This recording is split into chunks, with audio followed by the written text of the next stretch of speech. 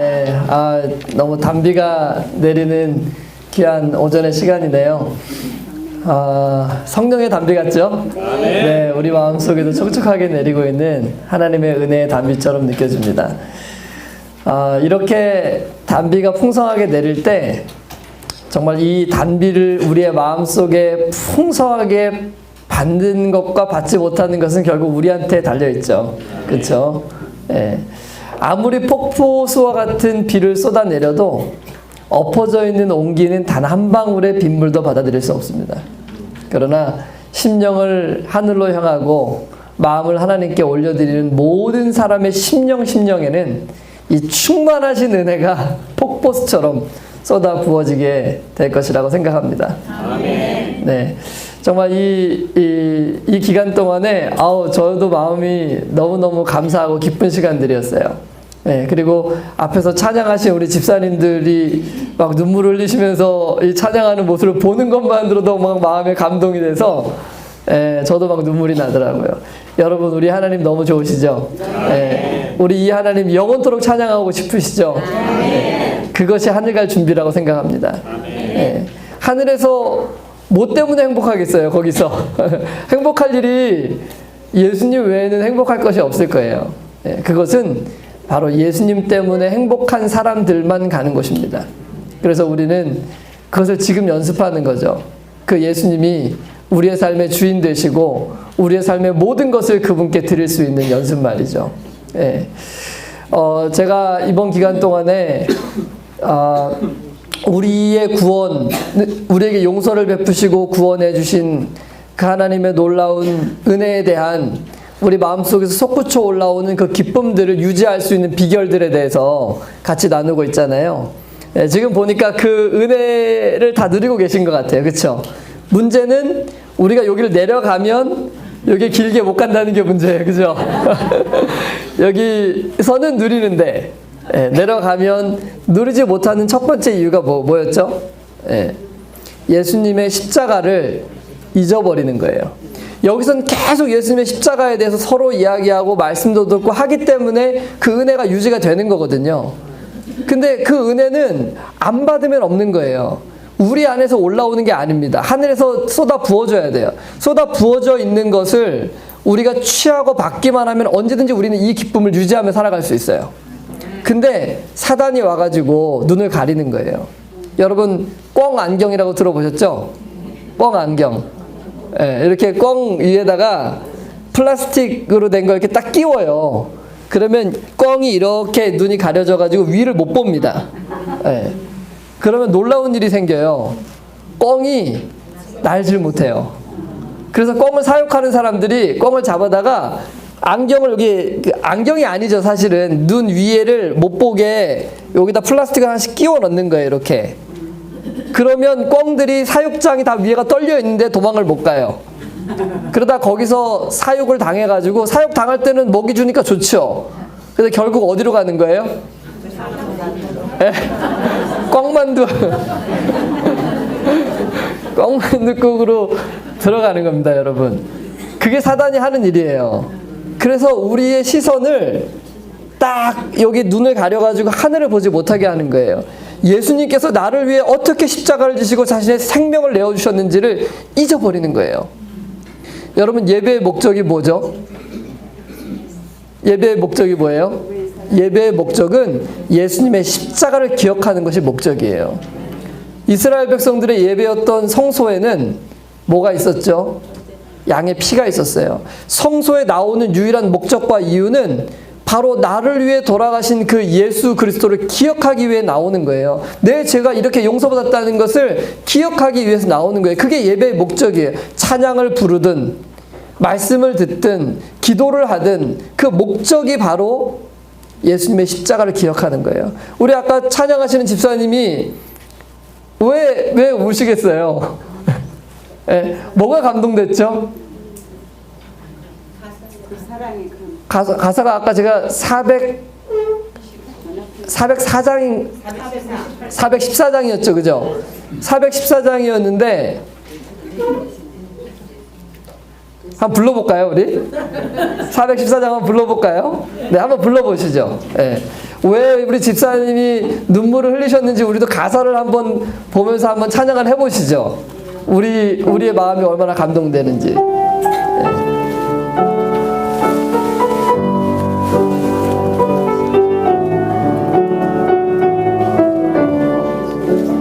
예수가 내게 계시니 시험이 오나 겁없네. 기쁨의 근원 되시는 예수를 위해 삽시다. 날마다 주를 섬기며 갈수록 주를 찬양해. 그 사랑 안에 살면서 딴 길로 가지 맙시다. 그 사랑 안에 살면서, 그 사랑 안에 살면서 딴 길로 가지 맙시다. 딴 길로 가지 맙시다. 한 번 더. 딴 길로 가지 맙시다. 여러분, 왜 집사님이 이거 부르시면서 막 눈물을 흘리셨을까요? 저는 갈수록 주를 찬양해 이것 때문에 부르셨을 것 같아요. 잘 모르겠지만 저는 여기서 울컥했거든요. 갈수록 주님을 찬양하고 싶어지는 거예요. 오늘 찬양하고 싶은데 내일은 더 찬양하고 싶은 거예요. 내일 찬양하고 싶은데 그 다음 날은 더 찬양하고 싶은 거예요. 그 다음 날은 더 찬양하고 싶고, 이게 언제까지 계속될까요? 예수님 오시는 날까지 이러시는 분 안 계시겠죠? 네. 영원토록 영원히. 여러분, 그것이 감동이 되는 거예요. 근데 여기 계신 분들 중에도 그것이 감동이 안 되시는 분들도 있을 수 있어요. 여러분, 괜찮습니다. 예, 정말 괜찮아요. 왜냐하면 여러분이 지금 이곳에 계시는 것만으로도 여러분도 이 마음을 조만간에 충분히 가지실 수 있기 때문에 여러분 염려 안 하셔도 됩니다.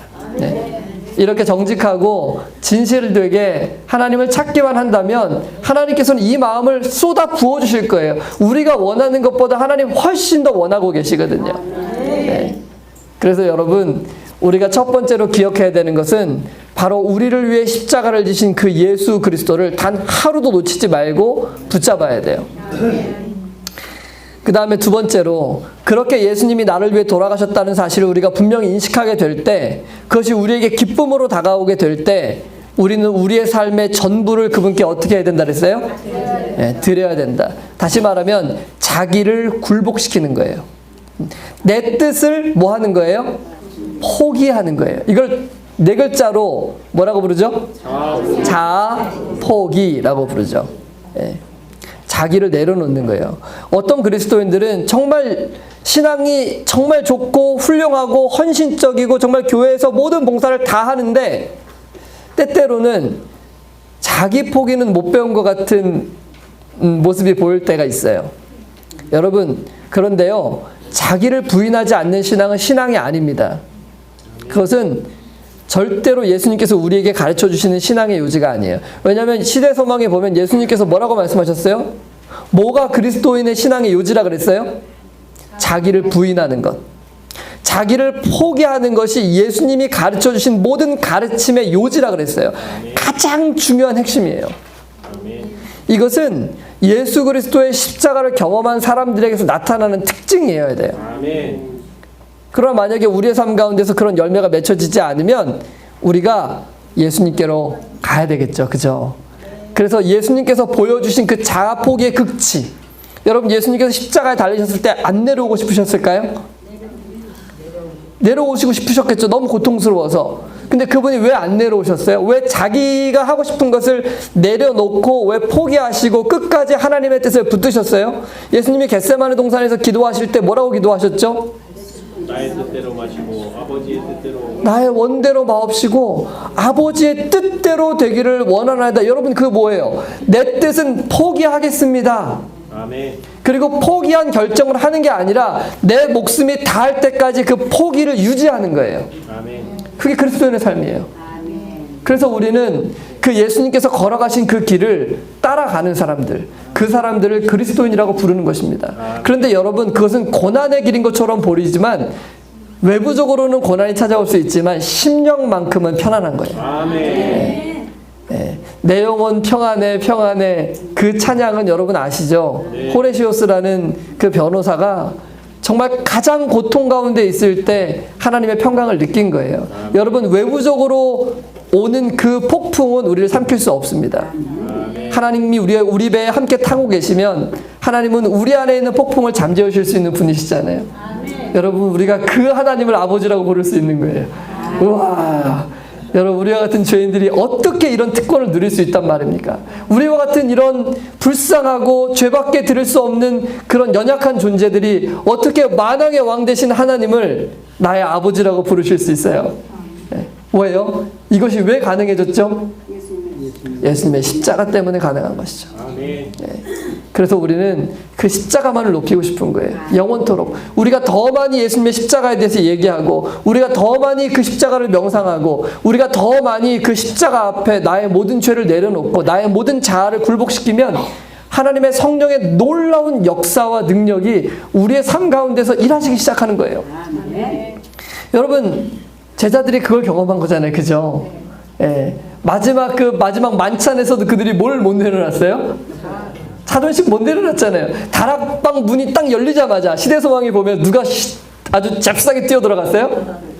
경쟁하듯이 베드로랑 요한이 막 그냥 눈치 보고 있다가 엄청 뛰어들어가갖고 누구 자리 옆에요? 예수님 자리 옆에 가까이 오른쪽 왼편 딱 치고 앉는 거예요. 왜냐면 6월절이 가까이 오는데 이번에 무슨 일이 일어날 것 같거든요.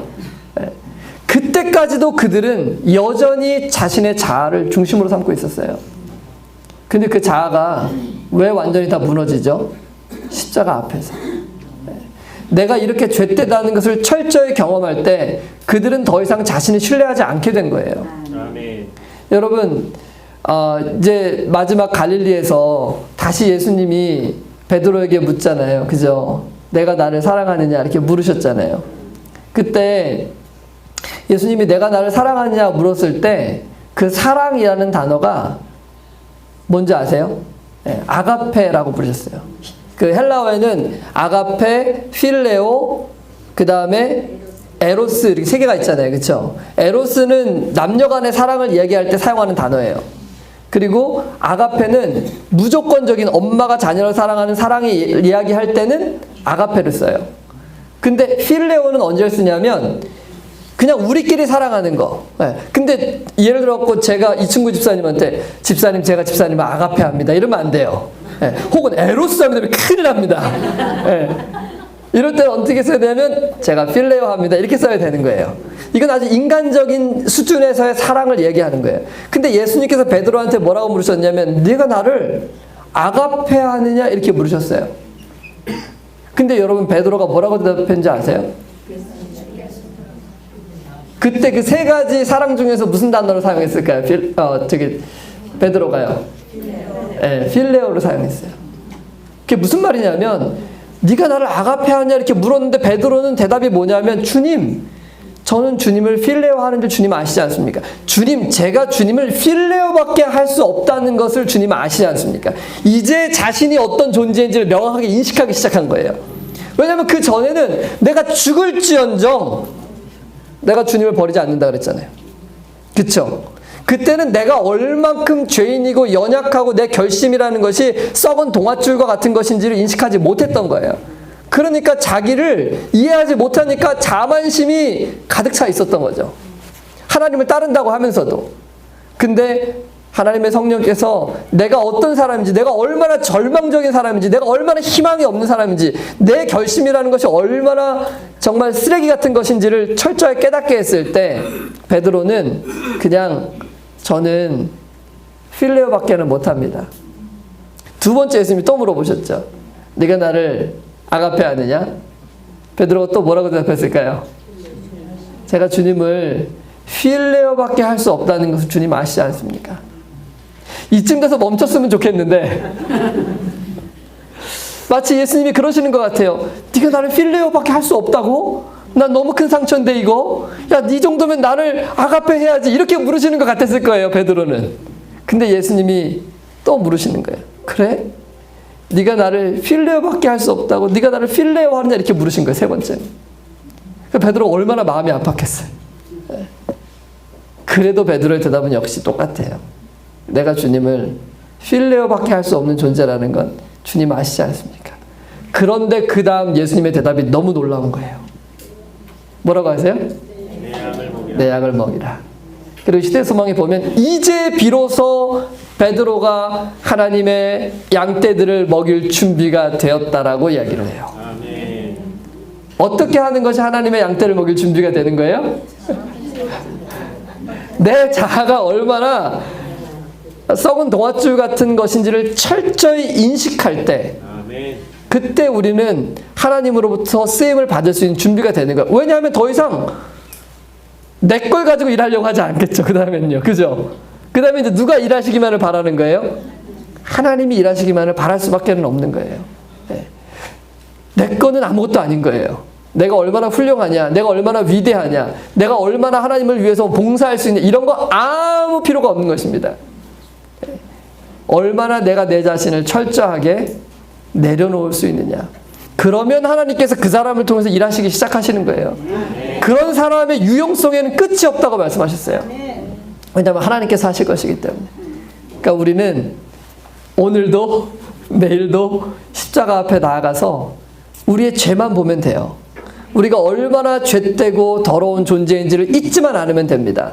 그리고 그런 나를 용서해 주신 그 하나님의 놀라운 은혜를 찬양하고 감사하며 우리의 삶을 그분께 드리기만 하면 되는 것이죠. 자, 여러분 두 가지 절대 잊지 않으실랍니까? 네, 저도 이 두 가지를 잊지 않기 위해서 정말 끊임없이 몸부림칩니다.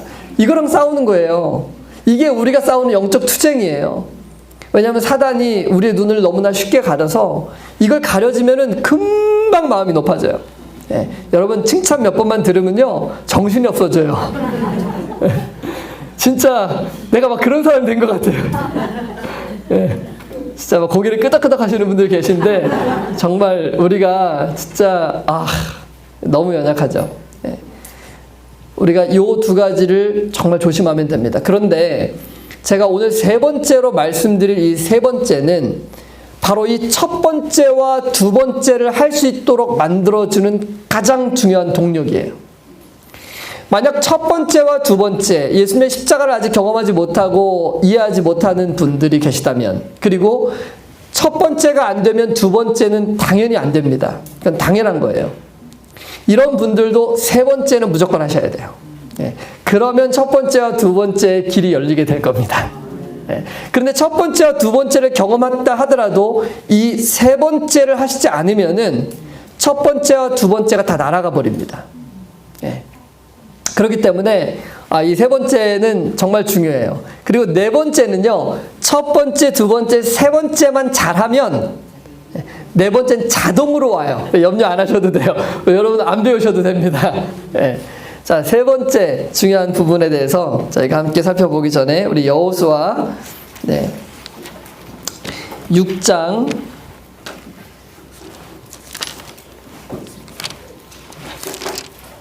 27절에 있는 말씀을 함께 보겠습니다.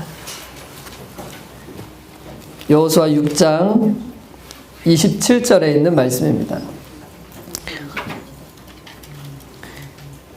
예, 제가 잠깐 읽겠습니다. 다 같이 읽을까요? 네, 6장 27절, 여호수아 6장 27절입니다. 시작. 여호와께서 여호수아와 함께 하시니 여호수아의 소문이 그 온 땅에 퍼지니라. 여호와께서 여호수아와 함께 하시니 여호수아의 소문이 그 온 땅에 퍼지니라. 잠시 기도하겠습니다. 은혜로우신 아버지 하나님, 이 시간 다시 한번 우리의 심령과 마음을 주님께 드립니다. 이 시간 주의 성령께서 이곳에 함께하여 주시고 우리 마음속에 하감하여 주시고 또 각자에게 필요한 대로 말씀하여 주셔서 우리의 심령이 예수님의 십자가로 기쁨을 누릴 뿐만 아니라 다시 한번 우리의 온 마음과 생애를 주님께 드리기로 결심하는 귀한 시간 될 수 있도록 인도하여 주십시오. 예수님의 이름으로 기도합니다. 아멘. 여러분, 여호수아의 이름이 온 땅에 퍼졌다 그랬죠? 왜요? 하나님께서 함께 하시니까. 여러분, 하나님께서 오늘 우리와 함께 하시면 우리의 이름도 온 땅에 퍼질까요? 네, 너무 놀라운 일이 일어날 거예요. 여러분, 이 여리고 성의 이야기, 여호수아 6장은 여리고 성을 무너뜨리는 이야기예요. 이 이야기 속에는 정말 중요한 원리가 한 가지가 담겨 있습니다. 가나안 땅에 들어갔을 때 처음으로 맞닥뜨린 성이 바로 여리고예요. 하나님께서는 이 성을 무너뜨리는 이 사건을 통해서 앞으로 이 모든 가나안 땅을 정복하는 이 전쟁에서 이스라엘 백성들이 어떻게 승리할 수 있는지에 대한 아주 중요한 원리와 원칙을 이 안에 넣어두셨어요. 예. 그래서 우리가 이것을 이해하게 될 때 아마도 우리가 어떻게 우리의 삶에 펼쳐진 개인적인 영적 전투들을 승리로 이끌 수 있는지에 대한 원리도 분명히 배울 수 있게 될 것이라 생각합니다. 제가 1절부터 3절에 있는 말씀을 읽겠습니다. 이스라엘 자손들로 말미암아 여리고는 굳게 닫혔고 출입하는 자가 없더라. 여호와께서 여호수아에게 이르시되 보라, 내가 여리고와 그 왕과 용사들을 내 손에 넘겨주었으니 너희 모든 군사는 그 성을 둘러 성 주위를 매일 한 번씩 돌되 엿새 동안을 그리하라. 여러분, 하나님께서 여호수아를 통해서 이스라엘 백성들에게 가나안 땅에 들어가기 위하여 이 여리고성을 어떻게 점령할 수 있다고 명령을 내리셨습니까? 뭐 하라 그랬죠?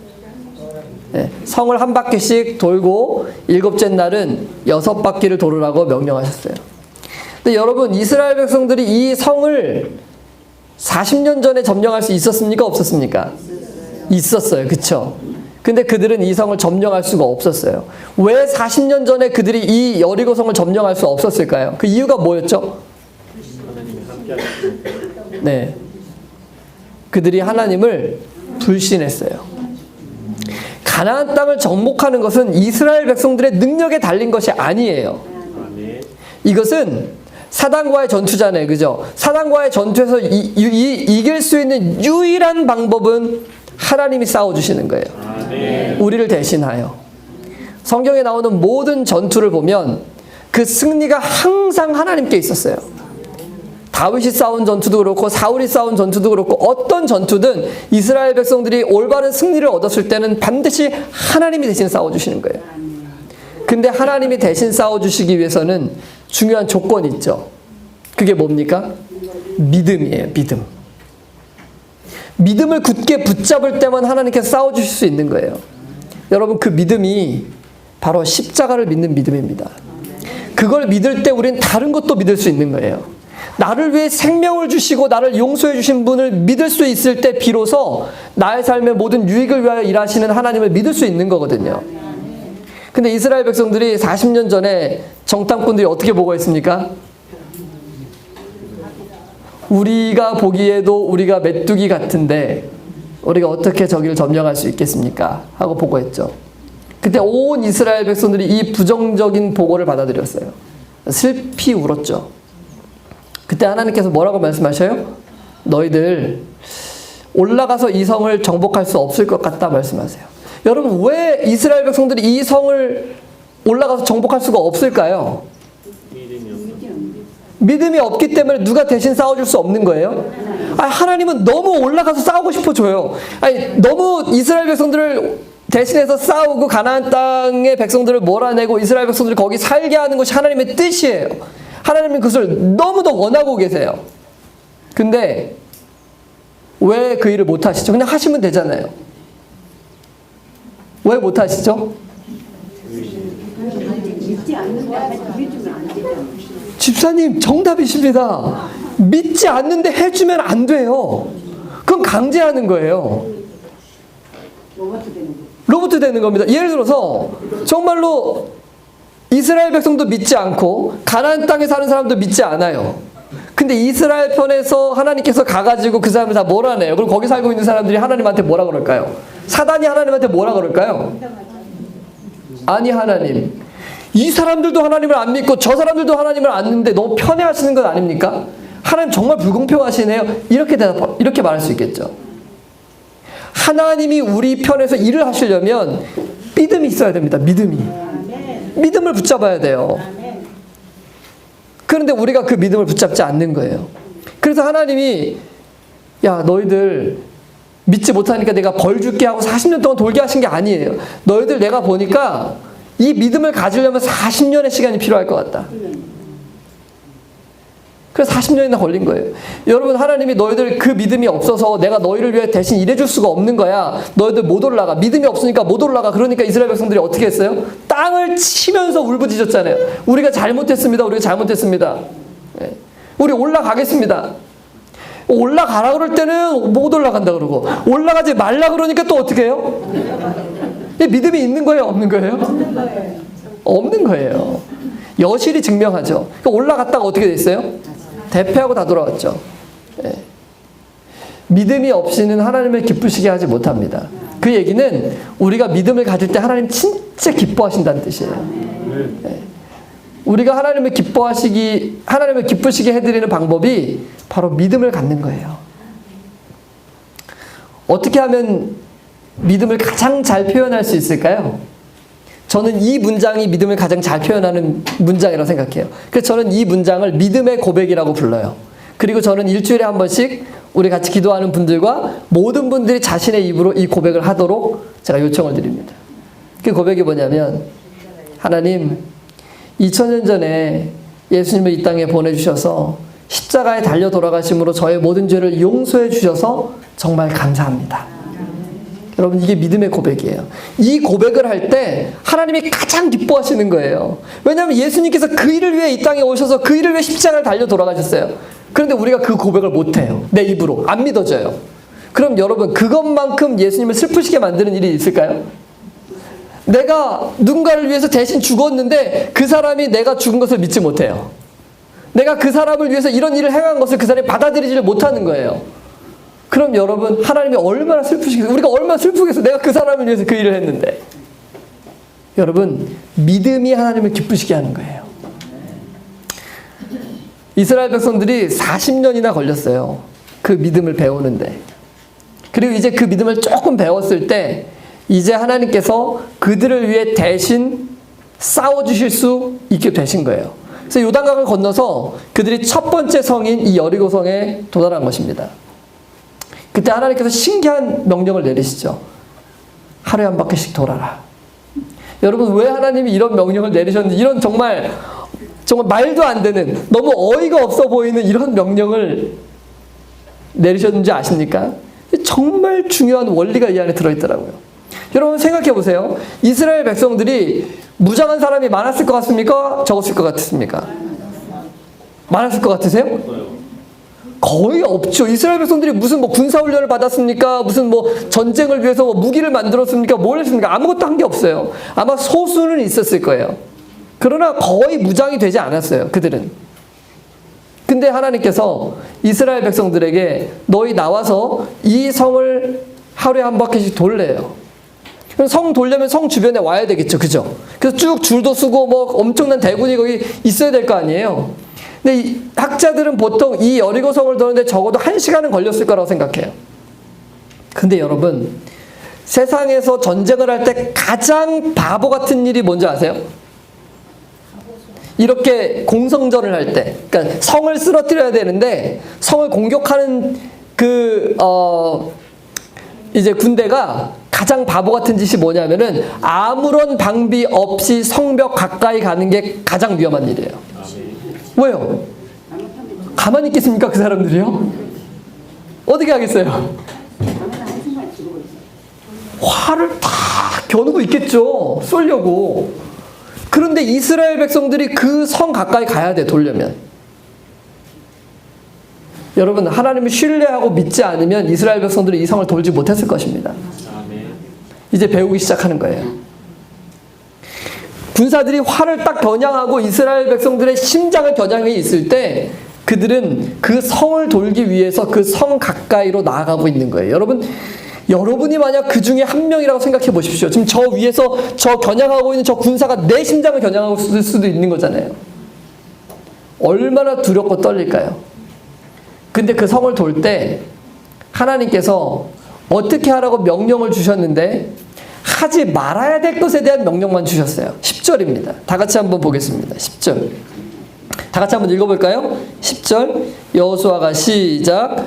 여호수아가 백성에게 명령하여 이르되 너희는 외치지 말며 너희의 음성을 들리게 하지 말며 너희 입에서 아무 말도 내지 말라. 그리하다가 내가 너희에게 명령하여 외치라 하는 날에 외칠지니라 하고.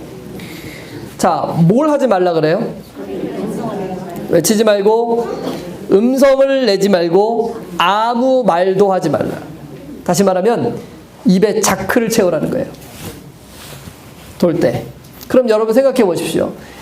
저기 저 군사는 지금 화살로 내 심장을 겨냥하고 있는 것처럼 보이는데 나는 아무 말도 하지 못하고 나팔 소리를 들으면서 성을 돌고 있어요. 여러분이라면 그때 여러분은 뭘 하시겠습니까? 할 수 있는 게 딱 한 가지밖에 없겠죠. 기도밖에 없어요. 기도. 1시간 내내 하나님, 저 군사가 저 화살로 제 심장을 뚫지 않게 보호해 주십시오. 여러분, 이 기도밖에 나올 게 없지 않겠습니까? 네. 근데 부자 선지자에 보면 놀라운 내용이 나와요. 그 군사들이 아무도 활을 쏘지 않습니다. 아무도 공격하려고 하는 마음에 갖지 않아요. 그들이 얼음이 되어버렸어요. 너무 놀랍지 않으세요? 아니, 군사 준비도 전혀 되지 않은 저 무슨 장비도 갖추지 않고 무기도 갖추지 않은 저 백성들이 지금 와가지고 우리 이 성 밖에 가까이서 돌고 있는데 이럴 때 저 군사를 전멸시킬 수 있는 가장 최고의 타이밍 아닙니까? 근데 그들은 아무 일도 하지 못해요. 두려움 때문에. 도대체 어떤 백성이길래 저렇게 겁없이 나올 수 있을까? 괜히 우리가 화살이라도 하나 쏘면 너무나 놀라운 일, 엄청난 일이 일어날 것 같은 거예요. 그 두려움 때문에 그들은 아무 일도 하지 못합니다. 여러분, 왜 그 여리고성의 백성들이 아무 일도 하지 못했습니까? 이스라엘 백성들이 뭐 하고 있었어요? 기도하고 있었습니다.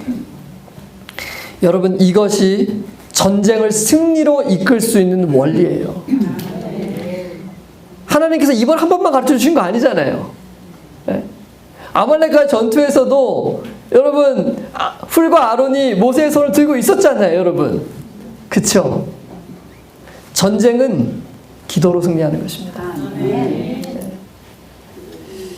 저는 하나님께서 특별한 이유로 이 첫 번째 성인 여리고성을 점령할 때 이 원리를 이스라엘 백성들에게 가르쳐 주셨다고 생각해요. 앞으로 지속적으로 가나안 땅에 들어가서 땅만 분배했지 들어가서 정복하는 것은 이스라엘 백성들의 몫이에요. 여러분, 하나님께서 우리를 구출어 내셨죠. 이제 이 안에 있는 사단의 모든 우리를 점령하고 있는 이 가나안 땅을 점령하고 있는 사단의 모든 세력을 몰아내는 것은 우리의 몫이에요. 근데 누가 해주실 거예요? 하나님이 해주실 거예요. 뭘 가지면요? 믿음을 가지고 내가 하겠다고 안 하고, 네? 내 뜻대로 하겠다고 안 하고 내 자아를 포기하면, 믿음을 가진다는 건 십자가를 의지하는 거잖아요. 그죠? 나의 죄를 이미 구속해 주시고 나를 구원해 주셨다는 믿음을 가지고 그 다음에 하나님께 모든 것을 맡기고 내 자아를 포기하고 내려놓고 기도할 때 하나님의 놀라운 능력이 우리로 하여금 이 땅을 차지하게 만들어 주시는 것입니다. 그럼 우리가 하나님만밖에 찬양할 게 없겠죠. 그걸 하라고 하신 거예요, 이스라엘 백성들에게. 그런데 이스라엘 백성들이 다 몰아냈습니까? 안 몰아냈습니까? 안 몰아냈죠. 어느 정도 몰아낸 다음에 그쳤잖아요. 죄를 완전히 다 몰아내기까지 그들이 전쟁을 하지 않았어요. 만약 우리도 우리 안에 있는 이 죄된 습성들과 더러움들을 온전히 다 몰아내기까지 하나님을 의지하여 싸우지 않는다면 우리도 결국 그것이 올무가 되어요. 올무가 되어서 우리를 멸망으로 이끌고 갈 것이라고 하나님께서는 분명하게 말씀하고 계시는 거예요. 네. 이것이 여리고 성에서 하나님께서 우리에게 가르쳐 주신 것입니다. 기도하라고. 여러분 저는요, 제가 제7의 예수님 교인이라는 것이 너무 자랑스럽고 진짜 얼마나 행복한지 몰라요. 아멘. 그런데 거기다가 이 교회에 제가 목회자로 서 있는 것은 진짜 하나님, 우리 부모님들이 불공을 잘 들이셨나. 저 같은 이런 부족한 사람이 정말 하나님의 은혜 너무너무 감사해요. 여러분, 우리 제7의 안실 예수님 교인들로 부름을 받은 것은요, 정말 너무나도 큰 특권이에요. 이 마지막 시대에, 이 마지막 사명을 감당할 백성들로 우리가 부름을 받은 것 아닙니까? 우리 제7의 안실 예수님 교인들은 뭘 가지고 있는 백성들이냐면 말씀을 가지고 있는 백성들이에요. 여러분, 구약에 하나님께서 왜 이스라엘 백성들을 부르셨죠? 말씀 보관자로 부르신 거예요. 그들만이 말씀을 가지고 있었어요. 그래서 예수 그리스도의 다시 오심과 그분이 행하시는 모든 일에 대한 그 지식을, 진리를 그들로 하여금 보존하게 하고 사람들에게 알리게 하셨던 거예요. 그러나 그들은 다른 사람들에게 알려주진 않았어요. 그러나 보존만 했죠.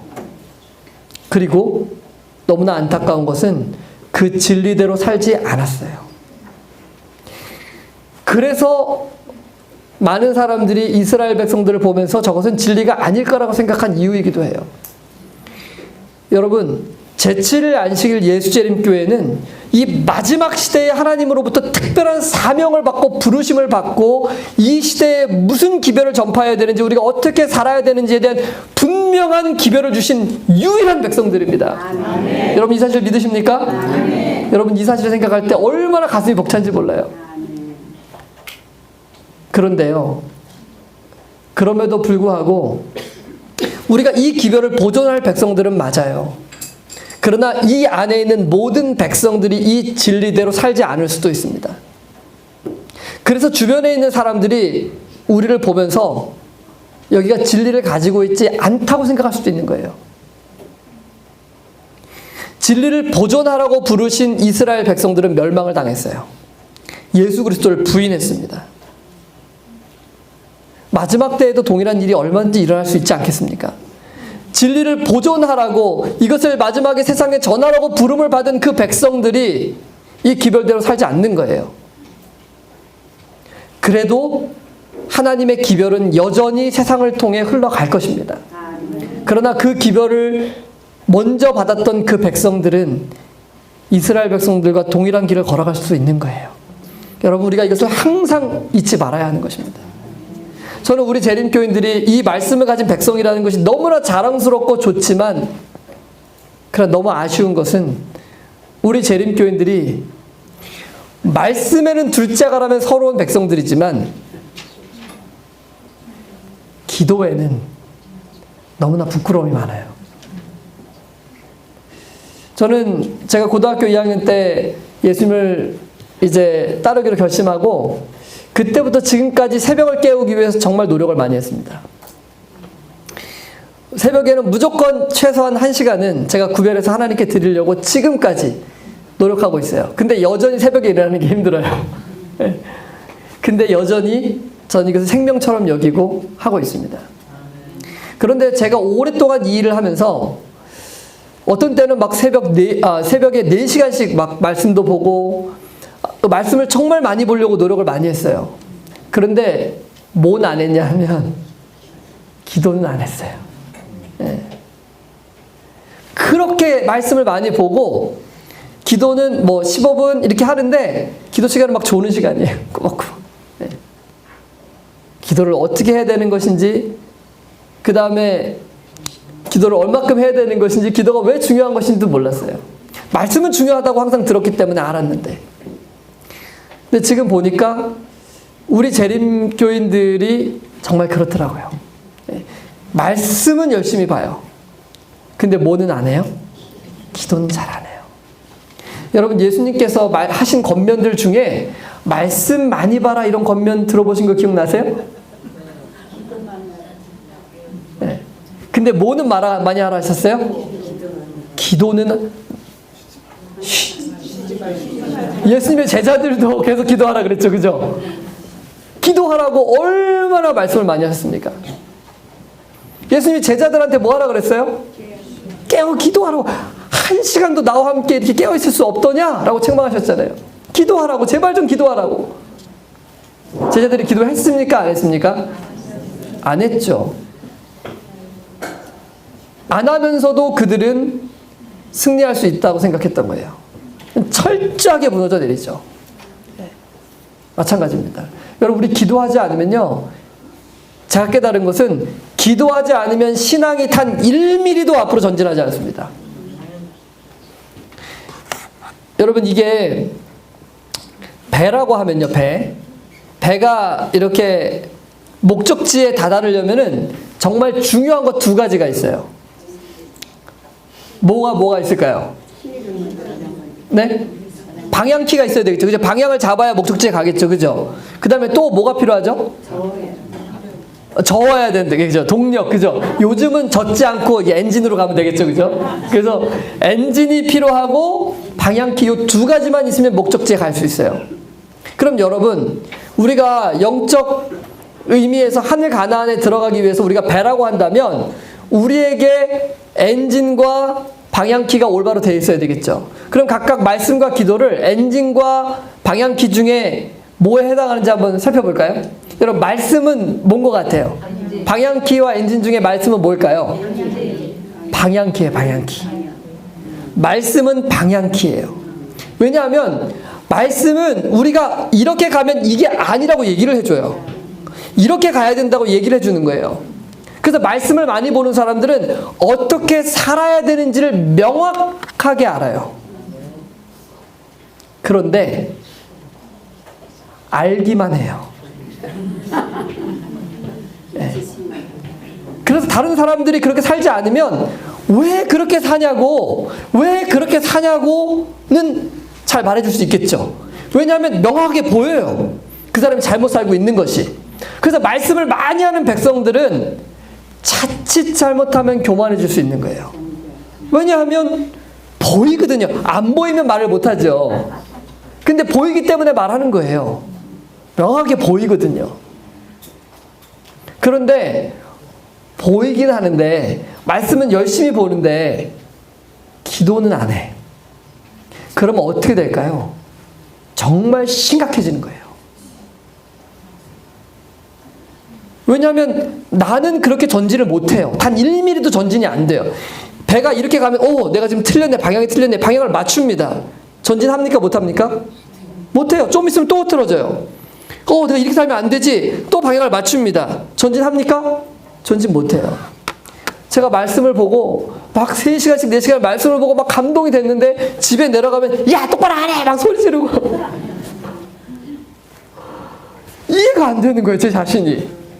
야, 내가 지금 이렇게 말씀을 보고 막 눈물을 흘리면서 하나님의 은혜를 발견하고 막 이렇게 했는데 내 삶이 변하지 않는 거예요. 이유를 몰랐어요. 왜 변하지 않는지.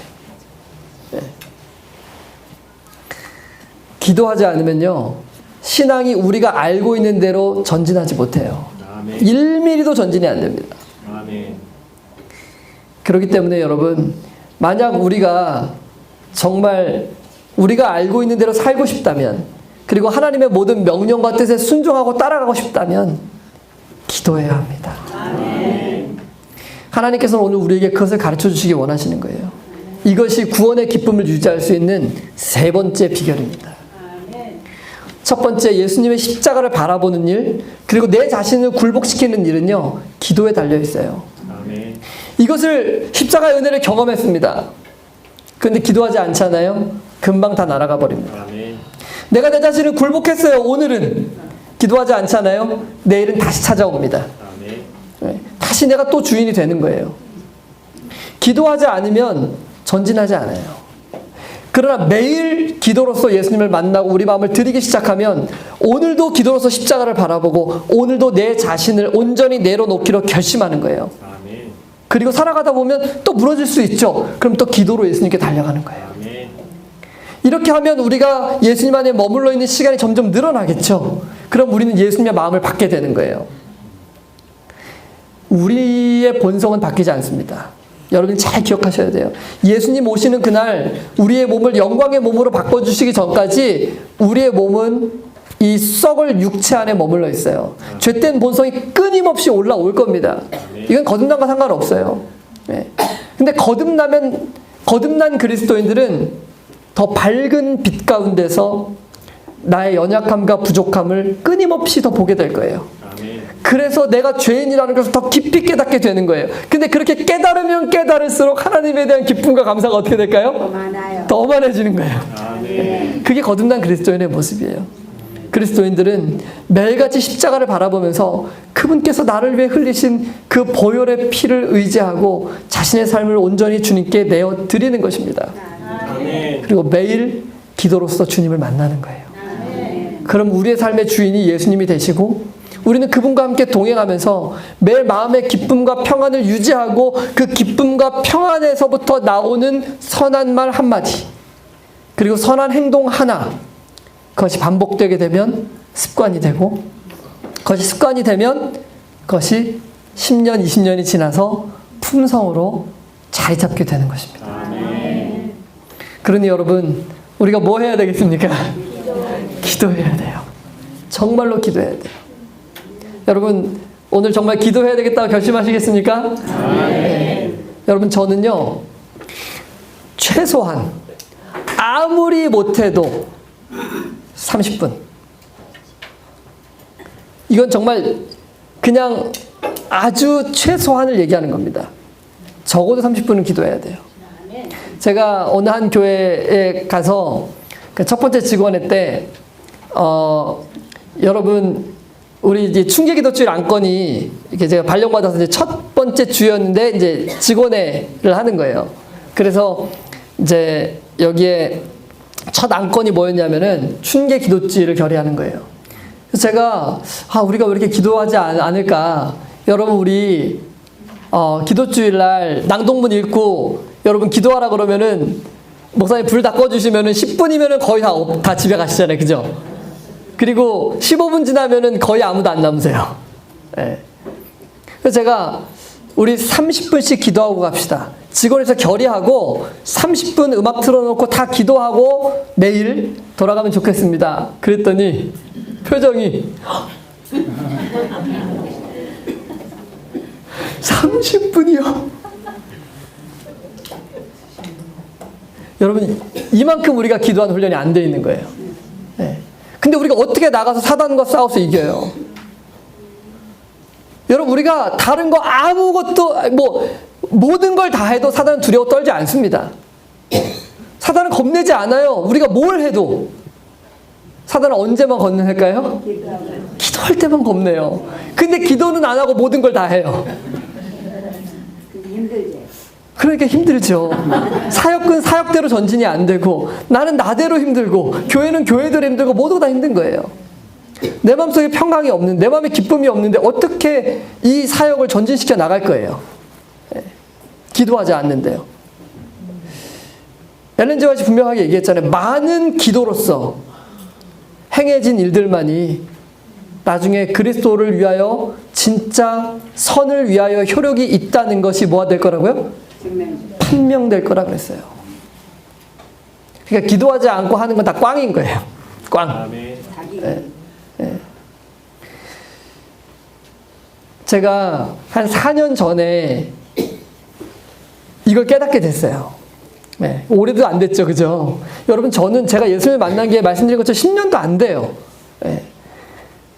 그래서 저는 제가 지금도 정말 어린아이 같아요. 네. 이제 10년도 안 된, 새롭게 태어났잖아요. 그죠? 이제 새롭게 태어났으니까, 이제 어린아이인 거죠. 이제 자라나야 되는 거죠. 계속 자라나야죠. 여기서. 예. 기도한 지도 제가 한 4년밖에 안 되는 것 같아요. 제가 문득 그런 생각이 든 거예요. 왜 기도를 이렇게 안 하고 살았을까? 이 기도가 이렇게 중요하다고 말씀하셨는데, 이제부터 기도해야 되겠다. 그래서 제가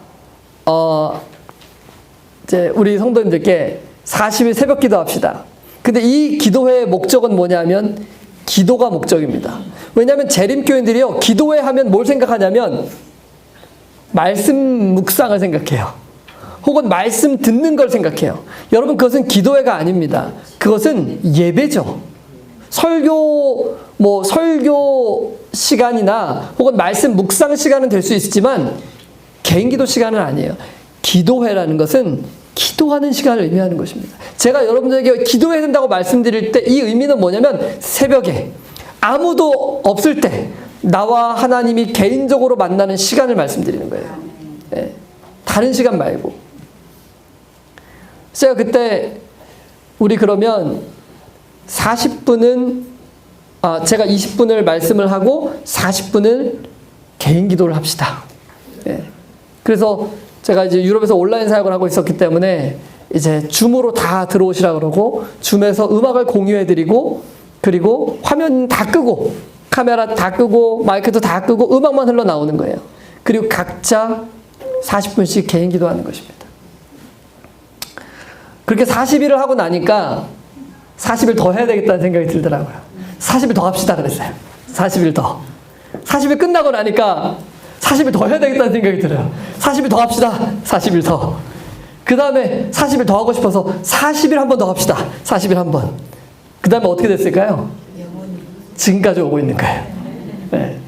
이건 40일만 할 일이 아니거든요. 네.